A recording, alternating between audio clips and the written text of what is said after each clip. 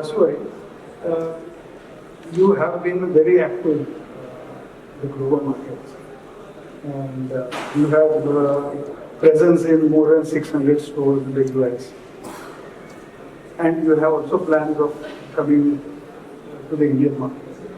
So I would like you to take some time and share your learnings from the markets where you are present in, and how can the retail fraternity or the lab-grown diamond fraternity learn and implement those learnings and not make the mistakes which maybe the US did. So over to you. Your time starts now. You have 5 minutes. My name is Hasu Dholakia. I look after export part of Hare Krishna Group. I'm the second generation. So,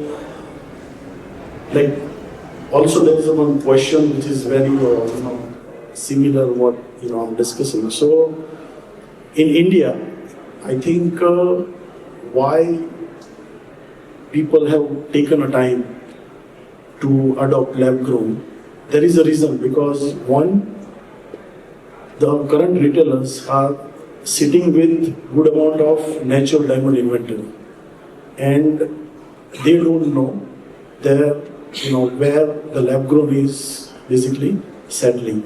And then the second reason is price. The prices are falling, if you see from last 4 years, and so because of this main 2 reasons, I think everyone was kind of in question mode. It's not about I will do it or not, it's about when. So recently I think Titan came to the, I can say a war. It's not a war, I think it's a good push to a lab grown. So currently I think it's a right time. The prices are very much settled. I think you guys are agreed with me. Lab grown prices are settled, and we don't see big corrections going to happen. So Hasu, you have got those beautiful pictures. When you want us to show, please let us. So because those pictures are pertaining to the US market. Show the first image. So this is like our factory. The solar panel is where we are growing our lab grown diamond, and the 3 out of 3 buildings, 1 building where we are cutting and polishing lab grown diamond. So we are, first I can say we are very lucky to have a lab grown diamond in our industry. Why? Because give me a one product name which is sustainable and cheaper than the regular product.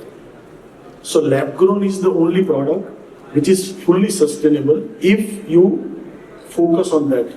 So it is 100% doable. That doesn't mean that everyone is doing or growing or cutting with sustainability. So this is the only product where we can claim 100% sustainable without adding any extra cost. So I feel we should focus on sustainability. I know India is not keen to the sustainability, but if you are getting for free, why not? And I think when we are talking to a next generation, my son is here, they don't care about a name, they are more practical.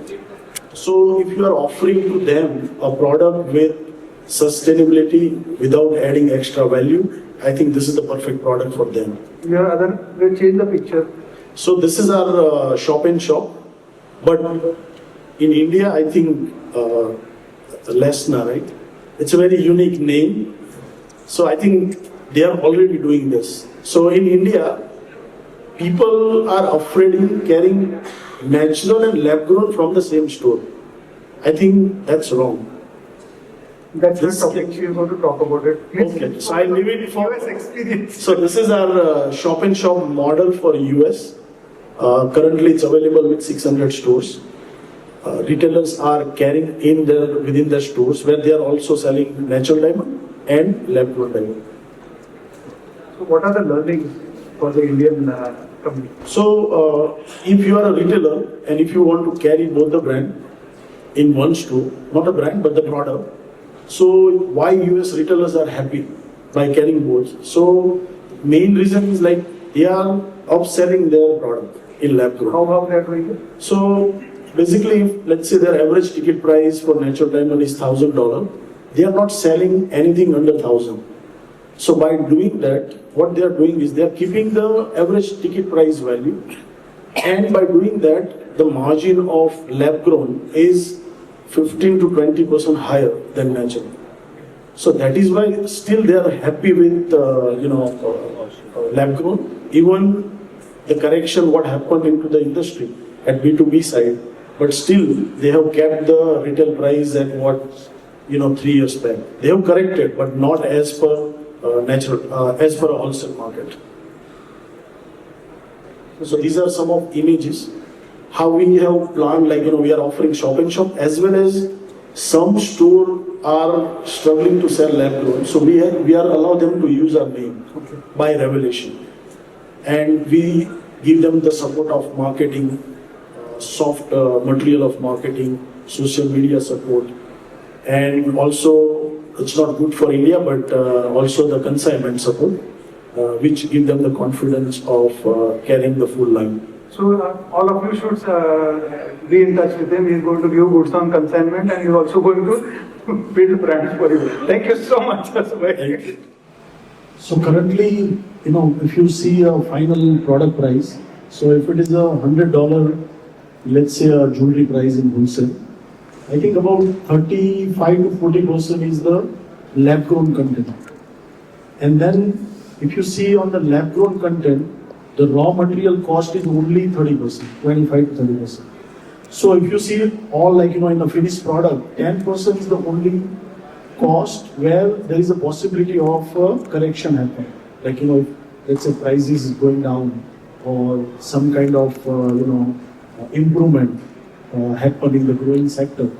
So in 10%, if it is raw material is gone by 10 or 20%, that means we are talking about only 2% in finished jewelry price. And currently we are at the stage where I think the maximum value in lab grown is labor. It's not a raw material. So because of that, and we are into end-to-end cycle, so we are also growing, cutting, polishing, jewelry manufacturing. So I think we are at the stage where I feel that the prices are very stable. That doesn't mean that it will not go down, but definitely not 30-40% correction. What I would like to add to that, because I've been talking to different people, I am not an expert. मैं तो सिर्फ जरिया हूँ, मैं जो सुनता हूँ, पढ़ता हूँ, वो आपके साथ शेयर करता हूँ. What I heard while talking to very senior people, I will not mention the name of the company or the name of the person who said that. I think you are making a mistake. You assume that the prices are determined by Indian growers. It is not the fact.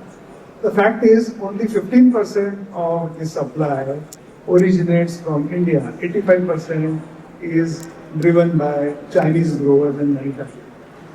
So how do you expect that whatever predictions the Indian diamond industry is making will come true?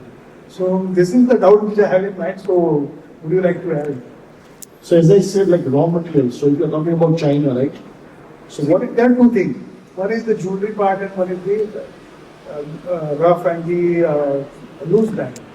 So share a little more. So in a loose diamond, China is basically supplying raw material. And as I said, if you see on the final product, we are only talking about 1 to 2%. And currently Chinese growers are at the level where I don't see that they can survive if they go further down in the price. So currently they are selling at $5, $2 per carat rough. And that is, I think, it's a bottom. So whoever is telling you that, it's not depend on India, but end of the day, it's coming to India for cutting and polishing, where the 70% value is being added. I think the number of stores that currently lab grown has, it's very less. It's very limited. I think why category is not growing, also the reason behind that is it's not available widely. So with Indian number of consumer, I think there is a room for at least close to 2,000 stores. I don't see any problem. So that doesn't mean that if if there is a 2 to 3,000 stores, the prices will go down. So main thing is if we can stick to the right retail price and more focus on design and experience, I think there is a room for more store. Many people are afraid of, let's say if they are doing only mine diamond, should I get into a lab grown or not? So I can say one thing is lab grown is not replacing natural diamond. Definitely. Lab grown is basically expanding the category, which natural diamond is not able to sell. So don't afraid. I think as a manufacturer and grower, we are selling both the product and our business is equal in the export areas. So both the categories are here to grow. It's up to you how you are taking it, how you are branding the product and how you are building the designs.